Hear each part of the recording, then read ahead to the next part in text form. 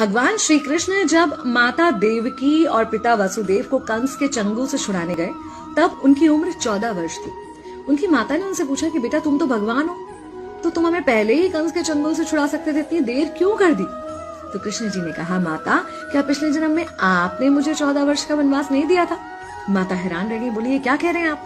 तब कृष्ण जी ने बताया कि पिछले जन्म में मैं राम था और आप थी माता कैकेयी और आप ही ने मुझे 14 वर्ष का वनवास दिया था और कर्म फल से कोई नहीं बच सकता माता, इसलिए आपको 14 साल का ये दुख सहना पड़ा। तब आश्चर्यचकित होते हुए माता ने पूछा, तो फिर यशोदा पिछले जन्म में कौन थी?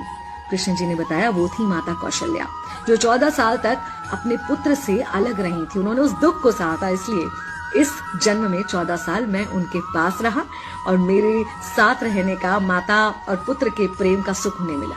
कहने का मतलब यह है कि कर्म फल से ना उस युग में कोई बचा था, ना आज कोई बचेगा।